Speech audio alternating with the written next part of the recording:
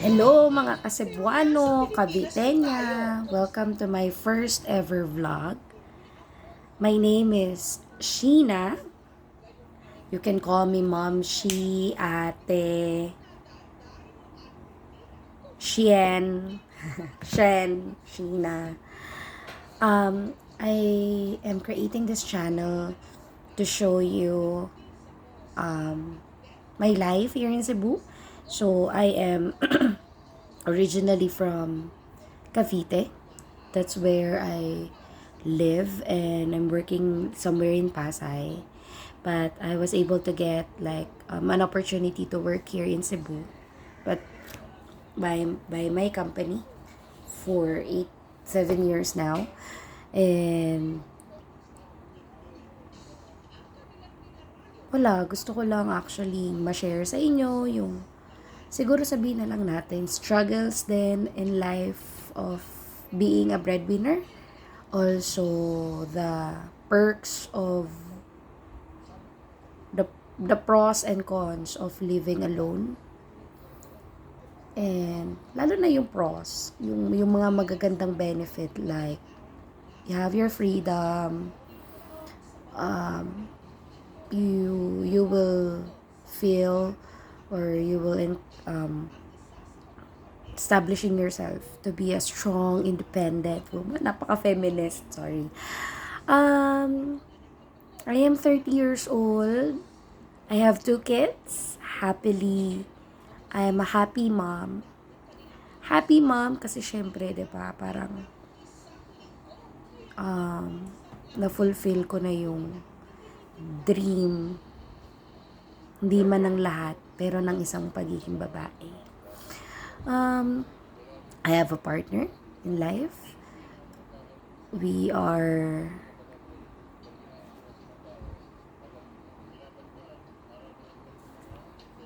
16 years, I think. 20, 16 years in a relationship since high school. So, nandito ako sa bahay na tinitirahan ko sa Cebu. Hindi ko to solo. I am living with my 2 workers, in which honestly sa kanila nakadepende before yung pag-oo ko dun sa offer. Kasi if hindi nila ako tatanggapin, or I mean hindi sila nag-yes na ampunin nila ako, siguro 90% of my decision would be ano, yon. Next time I will show you where my room and kung ano yung daily living. Syempre, hingi pa tayo ng permission sa kanila if they are comfortable as well to be in my vlog. Tapos, dito, para akong single. Para akong walang anak. Kasi, problema ko sarili ko eh. 'Di ba? Tapos, ka-video call ko lang yung mga bata and yung boyfriend, yung partner ko daily. We're trying our best to have it daily. But honestly, if I felt so lonely, if I feel not so good, hindi ako nakikipag-video call. That is to at least remove my loneliness of being alone. Well, not literally alone, 'di ba? Kasi may kasama naman ako, but mentally you felt sometimes that you are alone. So, ano pa ba? Siyempre, pwede kayo mag-isip ng topics to be discussed. Kung may gusto kayong puntahan ako dito sa Cebu to tour you guys. Oh, lakas mga tour guide. So, eto lang ang masasabi ko. Ang difference in Manila at ang difference in Cebu. Taxi. Hindi ko man po nilalahat, no? But I've been back and forth in Manila and in Cebu for quite some time, for a year, almost a year now. Wala pong nangungontratang taxi driver dito. If wala akong naranasan. Wala pa, ever. Di metro po. So, paparahin mo sila, pauupuin ka, tatanong ka sa kapupunta, start ang Metro Antar. in Manila, bababaan ka muna ng bintana. Tatanungin ka at pepresyuhan ka. 'Di ba? So, isa yun. Again, hindi ko po lahat ng taxi driver in Manila. Pero, naiintindihan ko rin po in a way. Kasi minsan iniisip nila baka walang masyadong pasahero pagbalik. May something na kumakanta sa labas. Ayun, may kumakanta pala sa kabila. So, in a way na pero yun nga, sana matigil na po yun kasi what if, paano yung no choice silang mag-taxi. Let's just say, from Baclaran Church going to airport, in which lagi kong kapag umuwi ako, I feel bad na may presyo agad na, alam mo, minsan na 150 to 200 pesos lang yon, but kisingiling ka agad ng 250 to 300, tapos wala ka namang ganong dala, diba? But again, hindi ko nilalahat, but quote unquote, never ko pa pong naranasang i-metro doon. So,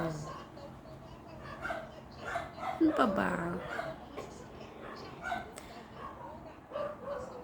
Dili jud kaayo ma-confirm if lami, kung which ang lami sa lechon, kasi honestly, I'm not a fan of lechon. Natikman ko yung lechon nila dito. But again, being, raised in somewhere in Luzon, kasi maano tayo ma-condiments, like Mang Tomas and stuff. Dito kasi yung suka, pinakurat ata yung tawag doon. So, hindi ako fan ng ganong klaseng suka.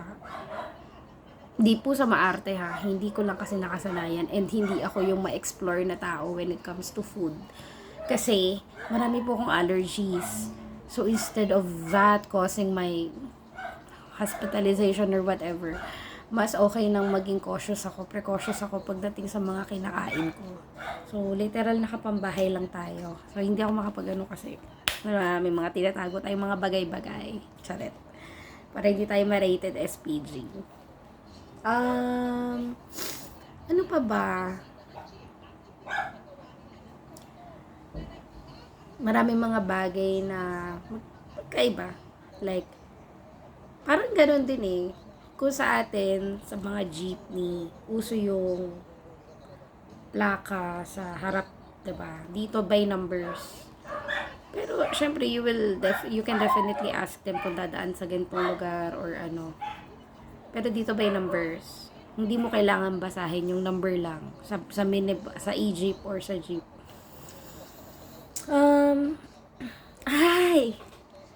Hindi kasi ako palagalang tao, no, pero may chicharong bulaklak. Easy access ang chicharong bulaklak dito. Easy access. So, pupunta ka ng Fuente, Pungko Fuente, marami doon. Hindi lang doon. So, parang tourist spot lang siya na makakakain ka ng mga ganon, ng mga finger food with puso, the rice, inside the banana leaf. Na hindi kamahal, kasi sa Manila mahal diba? Dito kasi nga, because of, maybe, dahil maraming lechon, marami rin yung organs like intestines na nasa-serve nila for that. Guys, eto, last week ko lang siya na napagtanto or nalaman na ang pochero dito is like nilagang baka sa atin. While ang pochero natin sa Manila is like may sauce, 'di ba? May red sauce or tomato sauce. So yun. But everything same naman. Same ng lahat. Honestly, Cebuanos are really good. They're really friendly. they, honestly, they are challenging me to learn a lot of Bisaya words.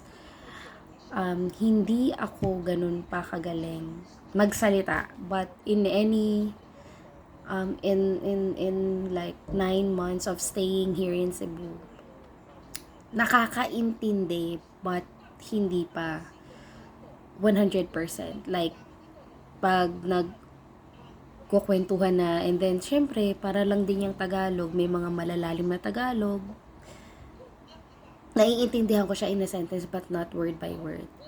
And napaka-thankful ko kasi yung mga kasama ko dito sa Cebu is very welcoming, very maintindihin, and automatic.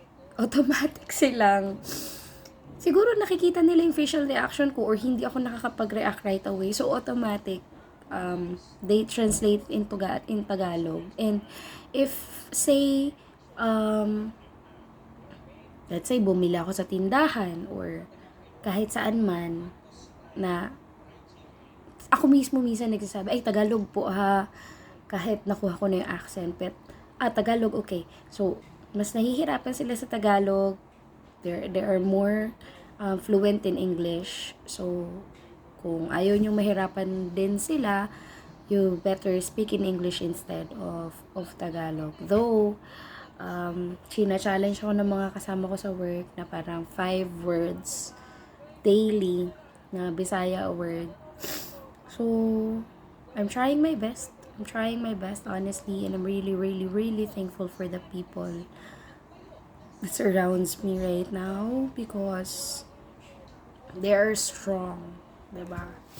And kailangan mo yun eh. If you are weak, your friends should not be as weak as you are. Your friends must be strong kasi they will lift you up and they will be the one. They should be telling you. They are the good friends, diba? Na, hey, hindi man nila sabihin sa'yo na parang masyado ka ng negative today, hindi man nila sasabihin yun sa'yo directly, but hindi rin nila susuportahan. Like, mananahimik lang sila, or i-acknowledge nila, but hindi ka nila kukontrahin.